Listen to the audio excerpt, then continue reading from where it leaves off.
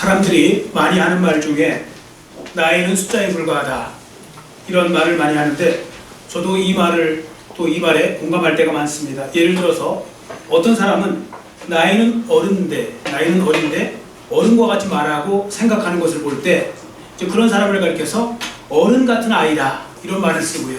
또 반대로 어떤 사람은 나이가 들 만큼 들었는데도 불구하고 철이 안 들어서 항상 생각하는 것이나 말하는 것이 어린 아이와 같을 때가 있습니다. 그러면 사람들은 이러한 사람들을 가리켜서 뭐라고 부르는가 하면 아이 같은 어른이라고 부릅니다. 그리고 부연 설명으로 뭐라고 말합니까? 나이를 헛먹었다 그렇게 말하기도 합니다. 그렇습니다. 똑같은 나이라고 해서 모든 사람이 똑같은 상태가 되는 것은 아닙니다. 나이에 걸맞는 어른 같은 어른이 있고 또 나이에 걸맞지 않는 어른 같지 않은 어른이 있는 것입니다. 여러분, 제가 이 말씀을 먼저 드리는 이유가 있는데요.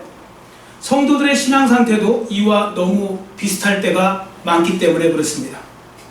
그렇습니다. 나이는 숫자에 불과한 것처럼 신앙 연수도 숫자에 불과한 것입니다. 왜냐하면 신앙생활에 힘쓰지 않고 살아온 분들 중에는 신앙생활한 연수는 오래되었는데 여전히 유치한 신앙생활에 머물러 있는 분들이 있기 때문에 그렇습니다. 반면에 어떤 정도는 신앙생활한 지 오래되지 않았음에도 불구하고 신앙 연수에 비해 굉장히 성숙한 그런 신앙을 갖고 있기도 하기 때문에 그렇습니다. 그렇습니다. 지금 말씀드린 바와 같이 어떤 분들은 그동안 신앙생활을 잘 하심으로써 성숙한 신앙인으로서 자라기도 하시고 또 어떤 분들은 신앙생활에 관심이 없어서 오랜 시간 교회를 다녔는데도 신앙에 발전이 없어서 여전히 초보적인 신앙인, 유치한 신앙인에 머물러 있기도 하기 때문에 그렇습니다. 자, 그러면 나는 어떤 신앙생활을 하고 있을까? 즉, 나의 신앙은 어떤 신앙일까? 나는 유치한 신앙일까? 성숙한 신앙일까? 어디에 가까울까? 우리가 이제 그 부분을 이 시간에 살펴보기를 원합니다. 그래서 제가 여러분들에게 여러분의 신앙 상태를 제대로 점검해 볼 수 있도록 그 유치한 신앙생활은 어떤 거고 또 성숙한 신앙생활의 특징은 어떤 거고를 그 중에 여러 가지가 있지만 4가지 정도로 리스트를 뽑아서 말씀을 드려볼 테니까 여러분들의 신앙이 한번 점검해 보시면 될 것 같습니다. 자, 첫 번째, 유치한 신앙을 소유한 사람은요, 성도에게는 결코 고난이 없다고 믿는 것, 즉 고난이 없는 것이 곧 축복이다라고 생각하는 것, 이런 생각을 하고 있다는 것입니다. 그러니까 유치한 신앙생활을 하는 사람들은 여전히 그런 생각을 하고 산다는 거죠.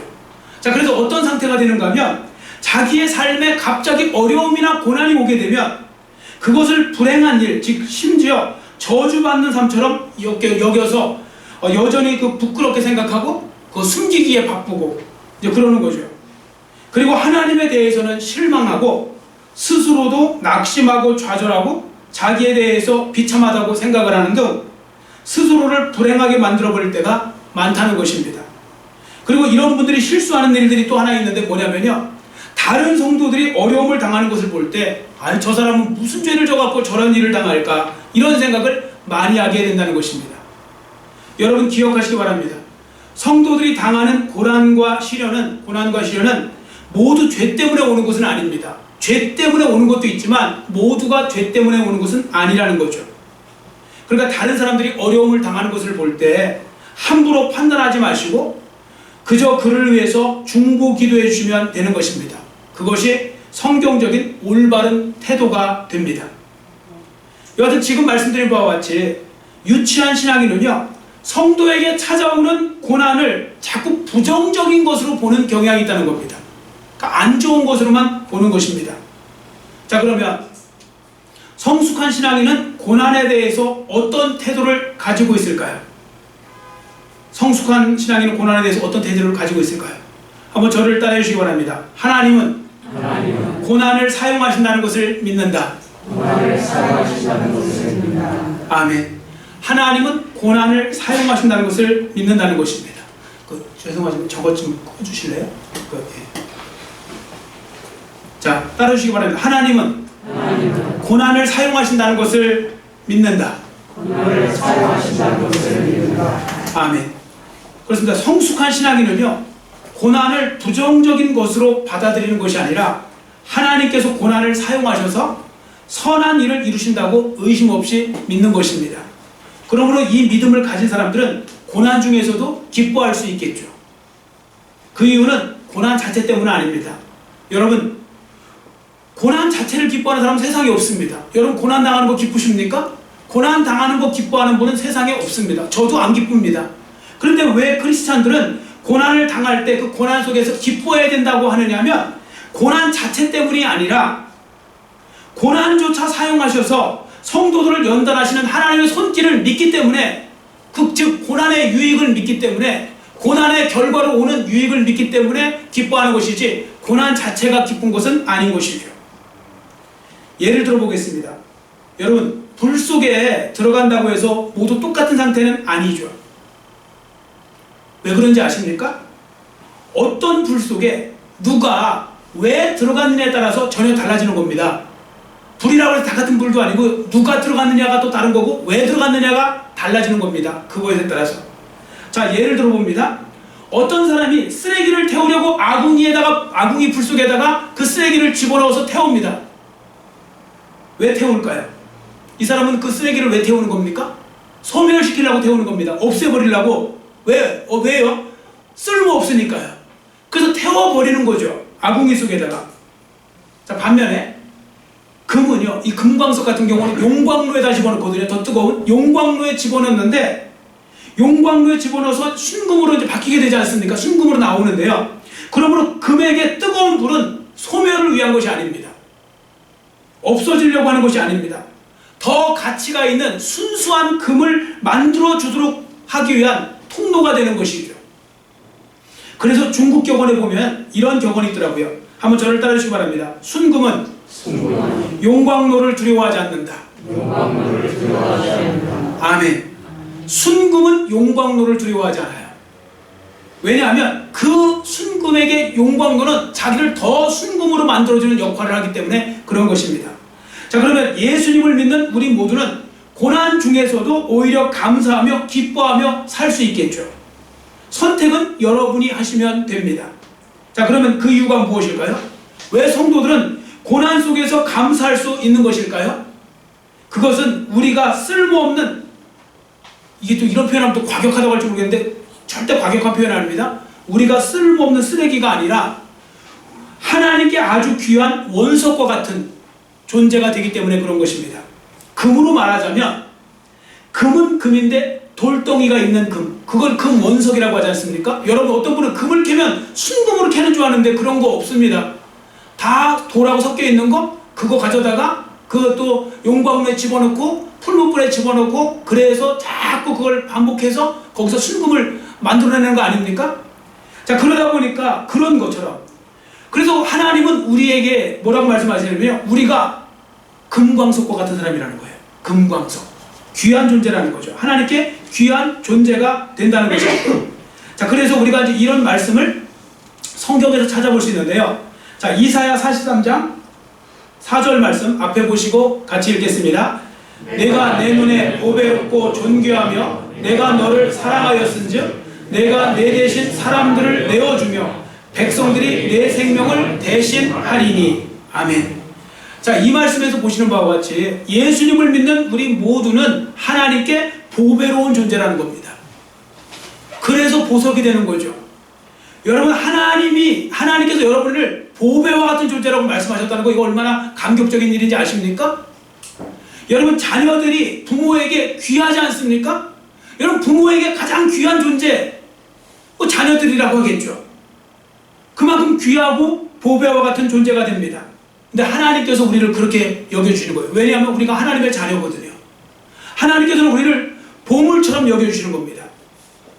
자, 그런데 하나님이 보실 때 우리는 보물은 보물이고 금은 금인데 아직 불순물이 많은 금이에요. 우리는 금광석과 같은 거예요. 순금 자체가 아니라 금광석과 같은 그런 존재라고요. 그래서 하나님은 때로는요, 우리에게 연단하셔서 순금이 되어가도록 만드시기도 하세요. 그래서 이 놀라운 사실을 깨달은 욥이라는 사람이 본문 10절과 같은 그런 말씀을 남기게 된 것입니다. 자, 본문 10절 말씀, 본문 10절 우리 한번 같이 읽겠습니다. 그러나 내가 가는 길을 그가 아시나니 그가 나를 단련하신 후에는 내가 순금같이 되어 나오리라. 아멘. 그렇습니다. 욥은 자기에게 닥친 고난이 결국에는 더 정결한 순금으로 만들어줄 것을 믿고 있었던 거죠. 그래서 고난당하는 자체보다 그 결과로서 주어지는 고난의 유익을 생각해서 욥은 이렇게 고백한 것입니다. 능히 견딜 수 있었던 것입니다. 여러분, 신약 성경에도 보시면 고난에 대해서 그 긍정적인 반응을 보이는 말씀들이 참 많거든요. 자, 그 중에 한 말씀을 우리가 읽어보겠습니다. 자, 야고보서가 한 말씀인데 야고보서에 보면 그런 말씀이 있거든요. 그런 고난의 유익에 대해서 이렇게 말합니다. 자, 야고보서 1장 2절에서 4절 말씀까지 자, 앞에 보시고 같이 읽습니다. 형제들아, 너희가 여러 가지 시험을 당하거든 온전히 기쁘게 여기라. 이는 너희 믿음의 시련이 인내를 만들어내는 줄 너희가 알미라. 자, 그 다음에 인내를 온전히 이루라. 이는 너희로 온전하고 구비하여 조금도 부족함이 없게 하려 함이라. 아멘. 그렇습니다. 우리에게 닥친 시련으로 우리는 더 성숙하고 더 단단한 주의 자녀로서 거듭나게 된다는 거죠. 그러므로 시편 기자의 고백과 같이 고난은 내게 유익이라고 이게 우리는 얼마든지 고백할 수 있는 것입니다. 여러분께서도 이 믿음을 가지고 살아가시기를 축원합니다. 그러면 이제부터 고난을 부끄럽게 여기는 것이 아니라 또 불행하게 여기는 것이 아니라 오히려 하나님께 연단받는 시간으로서 이것을 좀 유익한 시간으로 만들 수 있겠구나, 그런 생각을 하면서 좀 고난에 대해서 좀 더 능동적으로 적극적으로 대처할 수 있게 되는 것입니다. 여러분도 이처럼 유치한 신앙관에서 벗어나셔서 성숙한 신앙인으로 그렇게 거듭나는 그런 은혜가 함께 하시기를 축원합니다. 자, 두 번째, 유치한 신앙을 소유한 사람은요, 성도의 살아가는 목적, 즉 궁극적인 목적이 행복에 있다고 믿는다는 것입니다. 이게 유치한 신앙을 소유한 사람들이 나타나는 그런 현상이라는 것이죠. 그래서 이런 생각을 하고 있는 성도들은요, 갑작스럽게 어려움등 이렇게 자신이 불행하다고 생각하면요, 그 순식간에 그걸 견디기도 힘들어할 뿐 아니라 무너진다는 거예요. 왜냐하면 지금 나는 행복하기를 원하는데 신앙생활하는데 행복이 깨졌어요. 뭔가 불행하다고 느껴요. 그러니까 나는 그 속에서 실망하고 하나님에 대해서 실망하고요, 막 그런 속에서 막 견디기 힘들어하는 것입니다. 자, 그러면 여러분들 이런 분들은 좀 잘 생각해 보실 필요가 있습니다. 내가 신앙생활하는 목적이 행복이라고 생각해서 나타나는 이거 어떻게 부작용이거든요. 자, 그러면 성숙한 신앙인은 자신이 살아가는 목적을 어디에 두고 살아가야 될까요? 또 어디에 두고 살아갈까요? 성경은요, 그 답을 거룩이라고 가르쳐주고 있습니다. 거룩. 성숙한 성도들은 자신이 이 땅을 살아가는 목적을 행복이 아니라 거룩에 두고 살아간다는 것입니다. 여러분, 물론 행복이라는 말이 나쁜 말 아닙니다. 행복 굉장히 좋은 말입니다. 저도 행복이라는 말을 많이 씁니다. 여러분에게도 행복하시라고 많이 말합니다. 그리고 하나님도 여러분이 행복하기를 원하십니다. 여러분도 행복한 삶을 사셔야 됩니다. 가능하면 행복하게 사셔야죠. 그러나 여러분, 행복이 우리 삶의 최종적인 삶의 목적이 되어서는 안 됩니다. 그럼 우리의 최종적인 삶의 목적은 무엇이 되어야 될까요? 성경은요, 거룩한 삶이라고 말씀하고 있습니다. 이게 우리가 언뜻 생각할 때는 좀 생소한 것 같아요. 왜냐하면 우리는 너무 인본주의적으로만 설교를 하고 너무 인본주의적으로만 보다 보니까 내가 행복하면 되는 거지, 신앙생활도 내가 행복하려고 하는 거지, 이런 식으로 나가잖아요. 예수님도 내가 행복하려고 믿는 거지, 이런 식으로 나가는데 성경은 오히려 좀 다르게 말씀하고 있다는 것입니다. 자, 성경에 보시면요, 하나님께서 이렇게 말씀하십니다. 성도들이 살아야 될 최고의 그 궁극적인 목적을 이렇게 말씀하십니다. 자, 레위기 11장 45절 같이 읽겠습니다.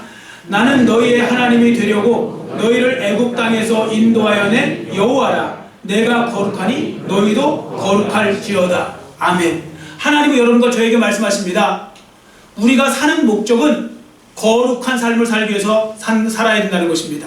예수 믿는 사람들은 세상 사람들하고 좀 달라야 되는데 세상 사람들도 행복을 추구하지 않습니까? 우리도 행복을 추구하고 살면 그건 뭐 다를 바가 없겠죠. 그런데 우리는 좀 더 고상한 목적이 있습니다. 우리는 거룩을 추구하는 삶을 사는 것입니다. 신약에서도 마찬가지입니다. 자, 베드로전서 1장 16절 신약 말씀입니다. 같이 읽겠습니다. 기록되었으되 내가 거룩하니 너희도 거룩할지어다 하셨느니라. 아멘. 보십시오. 하나님은 성경 전체를 걸쳐서 우리가 인생을 살아가는 동안 한 가지 분명한 가장 중요한 목적을 주셨습니다. 그것이 바로 무엇인가 하면 거룩한 삶을 살라는 것입니다. 성결한 삶을 살라는 것입니다. 그래서 성숙한 신앙인은 삶의 목적이 단순히 자신의 행복에 있는 것이 아니라 거룩이라고 믿기에 기꺼이 고난과 시련을 통해서도 자신의 순금같이 되어나오기를 바란다는 거죠. 여러분 아까 말씀드렸죠. 우리는 금은 금인데 금광석이라고요. 그래서 그 속에서 돌을 빼내야 되고 불순물을 빼내야 순금이 되지 않습니까? 그게 바로 거룩을 추구하는 삶인 것입니다. 하나님은 우리의 일생 동안요 그걸 다 빼내서 결국은 순금과 같은 그런 사람이 되게 하시는 거죠. 자, 그래서 그런 목적을 아는 사람들은 때로는 힘들고 어려운 일이 와도 그것 때문에 원망하거나 좌절하지 않는다는 것입니다. 자, 그러면 여러분의 신앙은 어디에 더 가깝습니까? 유치한 신앙입니까? 아니면 성숙한 신앙입니까? 자, 이것도 체크해 볼 수 있도록 예를 한번 들어보겠습니다. 자, 요즘 코로나19로 인해서 많은 경제적인 위기가 도래하고 있죠. 여기엔 성도들도 예외가 아닙니다. 성도들이라고 해서 경제적인 위기에서 자유로운 거 아닙니다. 또 벗어나는 것도 아닙니다. 성도들도 동일하게 시련의 풀무불 속에 들어갈 수 있습니다. 그러나 어떤 믿음을 가지고 대응하느냐에 따라서 그 결과는 극과 극의 차이가 납니다. 여러분 성도들도요 똑같은 게 아니더라고요. 제가 보니까. 자, 예를 들어서요 어떤 분들은요 이 시련을 통해서 산산조각 나는 분들이 있어요. 성도들 중에 뭐 어려움만 오면 산산조각이 나요. 그때마다. 그런 사람이 있고요. 어떤 성도들은 시련이 오고 고난이 오는데 그때마다 더욱더 하나님 앞에 기도하면서 더 하나님 꼭 붙잡아요. 믿음을 더욱더 강하게 만듭니다. 그러니까 한 사람은 동일한 시련으로 인해서 산산조각이 나고 또 한 사람은 시련으로 인해서 정금처럼 더 단단해지고 더 아름답게 거듭나요. 여러분은 어디에 속하십니까? 전자라면 유치한 신앙인 거고요. 후자라면 성숙한 신앙이 되는 것입니다. 자, 여러분은 어디에 속하십니까? 여러분 진짜 믿음 좋은 사람은요 말로 하는 거 아니더라고요. 저도 목회를 해보고 많은 신앙인들을 대해볼 때요 진짜 믿음 좋은 사람들은 어려울 때 보면 알아요. 삶이 어렵고 나라가 어렵고 어려울 때 그 사람이 어떻게 그 다음에 태도하고 신앙생활 하느냐를 보면요 그 사람이 진짜 믿음 좋은 사람인지 아닌지는 금방 드러나요. 말로는 사람을 속여도 행동으로 사람 못 속이더라고요. 삶으로는 속일 수가 없어요. 그래서요 정말 유치한 신앙생활하는 사람들은요 조금 잘하는 듯 하다가 어느 날 막 반짝반짝 잘하는 듯 하다가 어느 순간에 확 무너져 버려요. 산산조각이 나요. 근데 어떤 분들은요 정말 별거 특별한 어떤 신앙 아닌 것 같은데 꾸준해요. 진득해요. 그리고 조금도 흔들림이 없어요. 누가 믿음이 좋은 사람일까요? 바로 어려운 가운데서도 오히려 더욱더 믿음 생활 잘하는 사람이 진짜 믿음 좋은 사람이 되는 것입니다. 뭐 반짝이는 것이 다 금이 아니듯이요 진짜 금이 드러나는 것은 결국은 이 고난 속에서 보여지는 것입니다. 자, 여하튼 중요한 것은 이 말씀을 우리가 잘 기억하고 인생의 목적을 거룩에 두시고 시련이 올 때나 뭐 이렇게 이럴 때 있지 않습니까? 고난이 올 때 나는 쓰레기가 아니라 금원석으로 연단받고 있음을 믿음으로 고백하실 필요가 있습니다. 하나님 앞에 여러분과 저는 쓰레기가 아닙니다. 쓸모없는 존재가 아니고 금원석이라고요. 자, 따라해주세요. 나는 하나님 앞에서 금원석입니다. 그러므로 고난이 오면 이때 한번 더 다듬어지는구나 생각하면 오히려 우리는 고난을 유익이라고도 표현할 수 있겠죠. 자, 그 다음에 세 번째, 유치한 신앙을 소유한 사람은요 하나님은 모든 기도를 자기가 구하는 대로 다 들어주셔야 한다고 믿는다는 겁니다.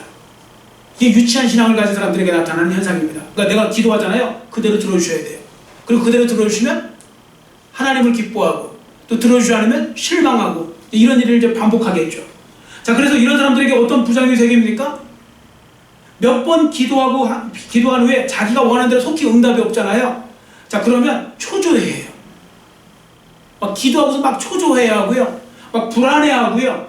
그리고 더 나아가서 기도의 힘도 잃어버리고요. 그리고 또 더 나아가서 기도에 대한 회의적인 생각도 가져요. 기도가 아무것도 아니라고.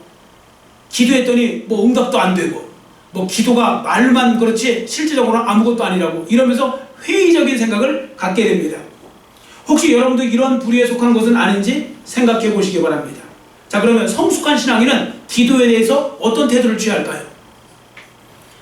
유치한 신앙인은요, 모든 것 내 마음대로 다 들어줘야 기도라고 생각하는데, 성숙한 신앙인은요, 기도에 대해서, 응답에 대해서는 예스도 있고 노도 있고 wait, 기다리라는 것도 있고, 이렇게 여러 가지 다양하게 기도에 응답이 있다는 것을 인정하고 받아들입니다. 자, 예를 들어서 내가 드리는 기도가 너무 하나님이 기뻐하시는 거예요. 그리고 지금 당장 필요한 거예요. 그럼 하나님께서 즉시 이 자리에서도 역사해 주실 수 있습니다. 믿으십니까? 하나님은 즉시 응답해 주는 경우도 많아요. 저도 제 인생에 있어서 기도했는데 즉시 응답되는 거 너무 많았습니다. 그런데 그럼 모두가 다 응답됐느냐? 아니요. 때로 하나님이 노라고도 말씀하세요. 여러분, 우리가 무식해서 때로 무지해서 잘못 구하는 게 있단 말입니다. 나한테 해가 되는 건데 그게 정말 귀한 것 줄 알고 막 목숨 걸고 막 달래들면서 기도할 때 있거든요. 그때 하나님께서 노라고 해주십니다. 안 들어주시는 거예요. 그것도 응답이에요. 여러분, 이런 생각 해보셨습니까? 여러분이 구하는 대로 하나님이 다 들어주셨으면 여러분 지금 완전히 지금 세상으로 나갈 수 있을 사람들도 많을걸요. 여러분, 때로는 내 기도에 안 들어주시는 것도 기도 응답이라는 것을 생각하실 필요가 있습니다. 그리고 세 번째, wait, 기다리라는 거죠.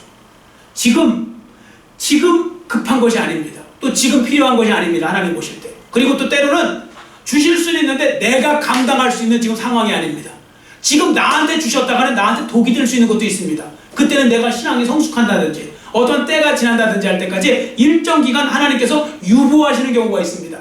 이렇게 하나님의 기도의 응답의 방법은 다양한데, 하나님은 내가 기도하는 대로 들어주셔야 돼.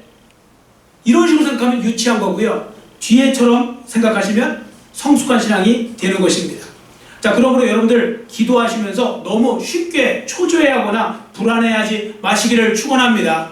너무 쉽게 초조해하지 마세요. 또 여러분이 기도한 대로 안 들어준다고 해서 실망할 필요도 없어요. 주님이 가장 좋은 방법으로 인도해 주시는 거예요. 때로는 지금 또 기도했는데 금방 또 포기할 필요도 없어요. 하나님께서 때로는요, 우리가 응답 받을 때까지 계속 기도해야 될 때가 있거든요. 그 기도를 통해서 나의 믿음 세워놓으시고요. 그리고 그 뒤에 주시는 경우도 있어요. 어떤 경우는 주시려고 하니까 2%가 부족해요. 그래서 2%의 믿음을 더 채우신 다음에 주시기도 하신다니까요. 어느 날 펑크나 있는데 거기다가 주시면 어떻게 되겠습니까? 글로 질질 다 세버릴 거 아닙니까? 그래서 바로 그런 들 속에서 성숙한 신앙인들은 하나님의 기도 응답 방법은 다양하시다는 것을 인정하고, 그저 뭐합니까? 하나님 앞에 철저하게 굴복하면서 기도 생활 열심히 하는 거죠. 여러분, 우리는 기도만 하면 되겠죠? 맞습니까?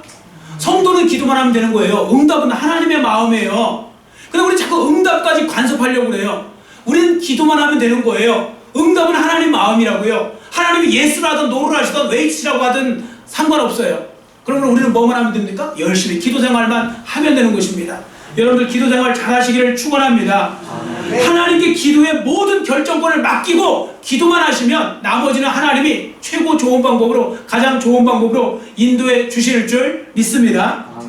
자, 네 번째, 유치한 신앙을 소유한 사람은 자신이 하나님의 모든 뜻을 다 이해할 수 있다고 생각한다는 것입니다.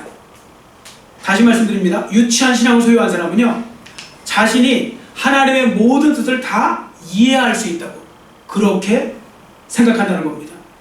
그래서 그가 하는 일이 뭔지 아십니까? 그 작은 머리를 가지고 하나님 말씀의 모든 것을 설명하려고 하고, 그리고 자기가 설명이 안 되잖아요?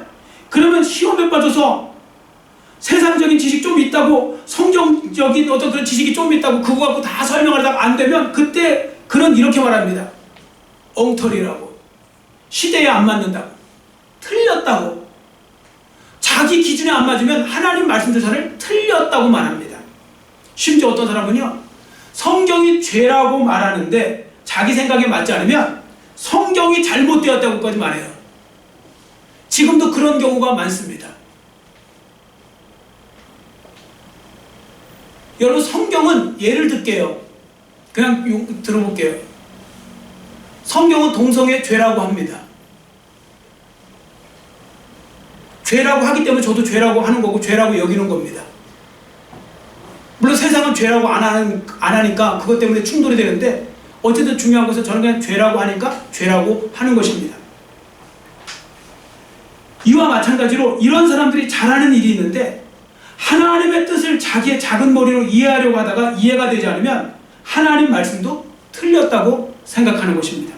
자, 그러면 성숙한 신앙인은 하나님의 뜻에 대해서 어떤 태도를 취하고 살아갈까요? 한마디로 성숙한 성도는 하나님의 뜻을 다 이해하기 때문에 따르는 것이 아니라 신실하신 하나님을 믿기 때문에 따라가는 존재라는 것입니다.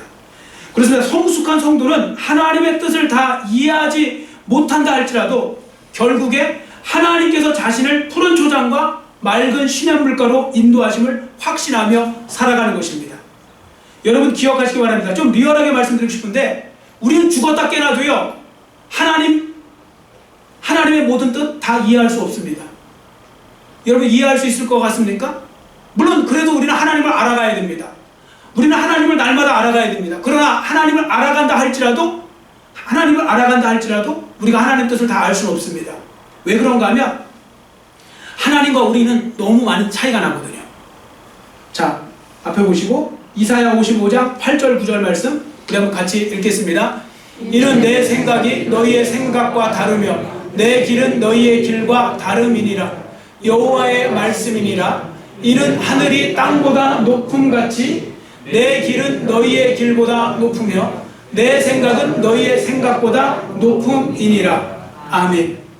이 말씀과 같이 아무리 똑똑해도요 우리 인간하고 하나님은 하늘과 땅 차이가 납니다. 하늘과 땅 차이가 얼마나 큰지 아시겠죠? 인간들끼리는 뭐 서로 뭐 얼마큼 잘 배웠느니 못 배웠느니 막 그거 기재기하지만 결국 하나님 보실 때는요 하늘과 땅이에요. 땅만 놓고 보면 평지도 있고 저 지하도 있고 저 높은 산도 있지만 하늘과 땅을 비교할 때는 아무것도 아니지 않습니까? 그러니까 우리는 하나님의 뜻을 다 알 수도 없고 다 이해할 수도 없는 것입니다. 우리가 생각하는 방향으로 하나님이 움직이시는 건 아니거든요. 그래서 우리는 이 말씀을 듣게 됩니다. 하나님이 성경을 통하여 우리에게 계속 강조하는 말씀이 있죠. 뭡니까? 믿으라는 겁니다. 그래서 믿고 따라오라는 것입니다. 어차피 우리가 하나님의 뜻을 다 알 수 없기 때문에 여러분 하나님께서요 우리가 다 알 수 있으면 왜 믿으라고 하겠습니까? 다 이해하고 따라오라고 그러겠죠. 근데 하나님 우리에게 이해하고 따라오라고 하지 않습니다. 왜? 이해하고 따라올 사람은 세상에 한 명도 없으니까요. 하나님 말씀으로 여러분들 세상에 다 이해할 수 있는 사람이 있을 것 같습니까? 제가 참고로 말씀드리지만요 여러분들 하나님의 말씀을 다 이해하는 사람 없고요 지금 세상에 있는 그 유명한 신학자들이 아무리 많아도요 성경을 다 온전히 해석하는 사람은 한 명도 없습니다. 그래서 많은 파도 생기고 막 이렇게 생기는 이유가 뭐냐면 이게 다 알 수가 없습니다. 자, 그래서 우리에게 믿으라는 거죠. 믿고 따르기만 하면 하나님께서 가장 선한 길로 가장 좋은 길로 인도해 주시겠다는 겁니다. 여러분 우리가 이런 거 이제 예를 들어 보겠습니다. 여러분들 비행기 구조를 다 아십니까? 여러분 비행기 부속품 모든 원리를 다 아십니까? 비행기의 원리? 다 모르시잖아요. 비행기에는 뭐 100만 개 이상의 뭐 부속품이 들어간다고 하지 않습니까? 자, 그거 다 이해합니까? 모르죠. 모른다고 비행기 타면 뭐 비행기가 떨어집니까? 아니죠. 비행기는요 안전한 거죠. 그래서 안전함을 믿고 타면 목적지까지 가는 거죠. 여러분 우리는 하나님에 대해서 다 알 수 없습니다. 하나님은 비행기와 같으신 분입니다. 우리는 그저 그 말씀 믿고 하나님 안에 거하면 하나님께서 우리의 삶을 주장해 주시고 하나님께서 좋은 길로 인도해 주시는 것이죠. 하나님의 계획과 뜻 다 몰라도 좋습니다. 그러나 우리가 하나님 붙잡고 나가면 하나님께서 우리가 몰라도 하나님께서는 가장 좋은 방법으로 또 가장 좋은 길로 인도해 주시는 거죠. 왜 그런지 아십니까? 적어도 예수님을 믿으려면 그래서 두 가지를 확실히 믿고 믿으라고 그러지 않습니까? 이게 안 믿어지면 예수님을 믿을 수가 없어요. 첫 번째 뭐냐? 하나님은 살아계시다. 두 번째는 하나님은 선하신 분이다. 하나님은 좋으신 분이고 살아계신 분, 이 두 가지만 믿으면 나머지는 그냥 믿고 따라가면 되는 거죠. 선하신 분은 절대 우리를 악한 길로 인도하지 않으실 거니까요. 선하신 하나님께서는 우리를 좋은 길로 인도하실 거니까요. 자, 그래서 우리는 바로 이 상황에서 믿음으로 묵묵히 자기에게 맡겨진 길을 잘 걸어갈 수 있게 되는 것입니다. 자, 여러분 다시 한번 강조하여 말씀드립니다. 성숙한 그리스도인은 모든 것을 다 알기 때문에 주님을 따르는 것이 아니라 주님의 사랑을 확신하기 때문에 따르는 사람인 것입니다. 여러분께서도 주님의 뜻을 다 이해할 수 없어도 믿음으로 여러분의 인생을 맡기시면 담대하게 주님과 한 걸음씩 날마다 걸어가는 그런 귀한 삶을 살게 될 줄 믿습니다. 그러니까 여러분 오늘 주신 말씀을 잘 기억하시고 여러분 모두 유치한 신앙의 삶이 아니라 좀 더 성숙한 신앙의 삶을 추구해 나가심으로 하나님께 칭찬받는 귀하옵된 삶을 살아가시기를 간절히 빌고 원합니다. 기도하겠습니다.